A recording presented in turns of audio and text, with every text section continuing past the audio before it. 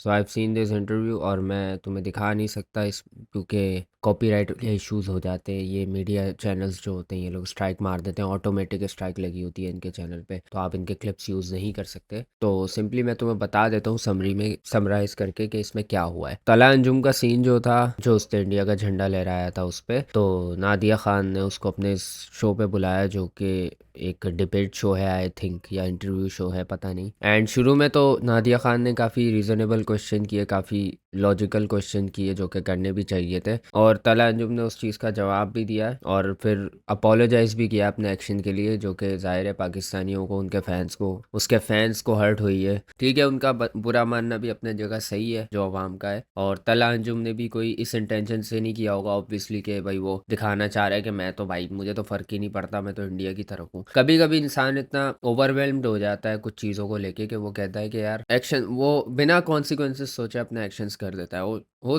इंसान है वो भी यार, आर्टिस्ट से ज़्यादा इंसान समझना चाहिए, क्योंकि हम लोग, मुझे लगता है कि आर्टिस्ट को कुछ ज़्यादा ही अंडर एस्टिमेट करते हैं कि भाई ये तो कभी गलत कर ही नहीं सकता। गलत कर सकता है, उसको उस चीज़ पे कॉल आउट करो जब वो गलत करे, ताकि उसको एहसास हो कि उसने गलत किया है। फिर जब वो माफ़ी मांगे तो उसको माफ़ कर देना चाहिए, अनलेस उसका एक्शन ऐसा हो जो कि किसी को फिजिकली हार्म ना किया हो या फिर लॉन्ग टर्म में जाके किसी को हार्म नहीं करेगा। अगर कोई मुंह की बोली हुई बात है तो जस्ट उस पर अपोलोजाइज करे और आइंदा उस चीज़ को अवॉइड करे, तो उसको हम जाने देंगे। तला अंजुम ने भी ये किया, तला अंजुम ने सीधा सीधा माफ़ी मांग ली, क्योंकि उसको पता है कि इस चीज़ का कोई आर्ग्यूमेंट बनता नहीं है। आप एक राइवल, एक एनिमी जो हमारा मुल्क है, उसके फ्लैग को आप इस तरह से रेस कर रहे हो, तो जाहिर सी बात है आउटरीच तो होगा। क्योंकि अगर हम इस रोल को रिवर्स कर दें और किसी इंडियन आर्टिस्ट को बिठा देना तला अंजुम की जगह, तो अब तक उसका घर भी जल चुका होता, अब तक उसके फैमिली में भी केसेस हो चुके होते और उस पर भी केसेस हो चुके होते, FIR वगैरह चल रहे होते उस पर। खैर हम उनके जैसे तो नहीं है, ये बात नहीं है कि मैं बोल रहा हूँ हमें भी उनके जितना आउटरेजस और इलॉजिकल हो जाना चाहिए। मैं ये बोल रहा हूँ कि रीजनेबल होना चाहिए। ये जो गुस्सा, ये जो बात थी ना, ये थी गुस्सा करने वाली, सही है। अब इसके पीछे के बहुत सारे रीजंस है, तो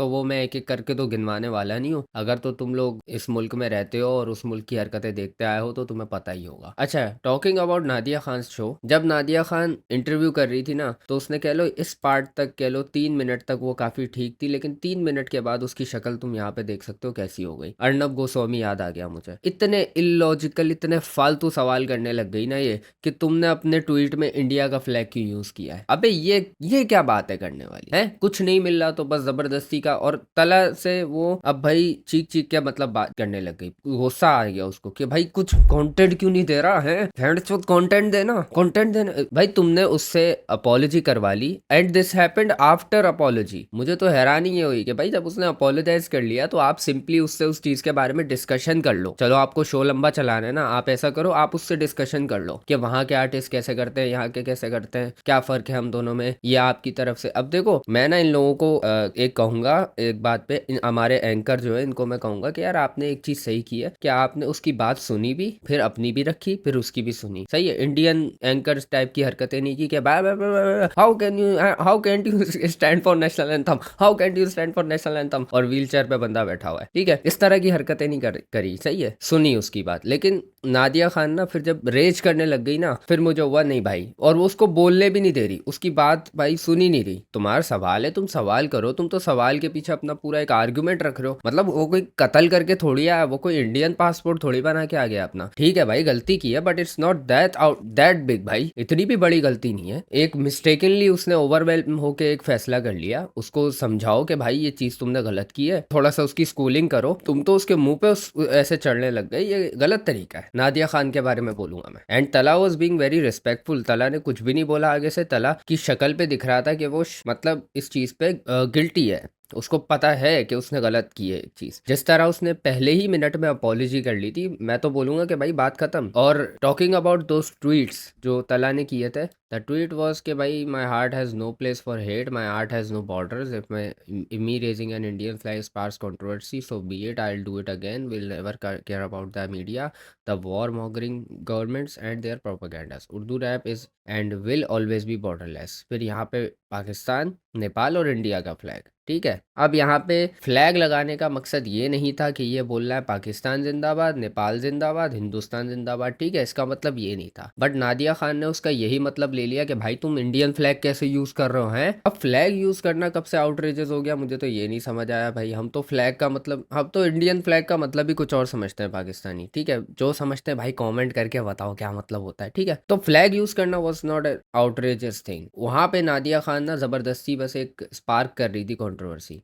मेरा सिर्फ कहने का मकसद ये है कि भाई एंकर जो है ना, मैं यहाँ पे फिर बोलूंगा कि भाई तला अंजुम ने एक गलती की जो कि हार्मफुल नहीं थी, हर्टफुल थी। हर्टफुल और हार्मफुल में डिफरेंस होता, और हर्टफुल भी ऐसे थी कि वो जस्ट वन टाइम थिंग थी। टॉकिंग अबाउट दिस ट्वीट, भाई इसने ये ट्वीट बताया, एक्सप्लेन किया कि मैं बहुत ज़्यादा कह लो गुस्सा हो गया था, ज़ाहिर है अवाम की गालियों से, पेजेस से और सबसे, तो इसीलिए मैंने वो ट्वीट किया था गुस्से में आके। और उसका डिलीट करना ही उस चीज़ को प्रूव करता है कि वो गुस्से में उसने किया था, ठीक है। वो भी उसने क्लियर कर दिया, तो सब कुछ तो उसने क्लियर कर दिया, तो बचा क्या उस पर अब गुस्सा करने का। तो मुझे नादिया खान पे बड़ा गुस्सा इस बात पे आया कि भाई तुम उस पर चढ़ के किस बात पे आ रही हो। उसने इस चीज़ को पॉइंट आउट भी किया है कि भाई यहाँ पे मैं कोई पॉलिटिशियन नहीं बैठा हूँ, मैं यहाँ पे एक आर्टिस्ट हूँ। आप मुझसे सवाल करें, आप मेरे जवाब सुने, बी रिस्पेक्टफुल। मैं आपके साथ रिस्पेक्टफुली बात कर रहा हूँ, टोटली फेयर बात है। आप किसी को बुला रहे हो ना, आप उसकी गलती डिस्कस कर रहे हो, तो उसने कोई कत्ल नहीं किया, उसने कोई ऐसा घटिया जुर्म नहीं किया जिसकी वजह से आप उसको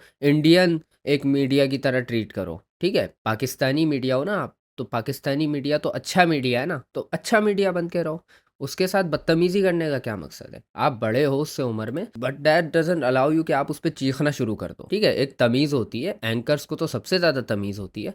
तो अपने लहजे पे और अपने जो है अल्फाज पे आपको गौर करना चाहिए। आप बोल रहे हो कि उसने पाकिस्तान की सपोर्ट पे नहीं लगाए, मैं इस चीज़ का गवाह हूँ कि भाई उसने पाकिस्तानी सपोर्ट पे लगाए हैं ट्वीट्स, ठीक है, मैंने खुद देखा है।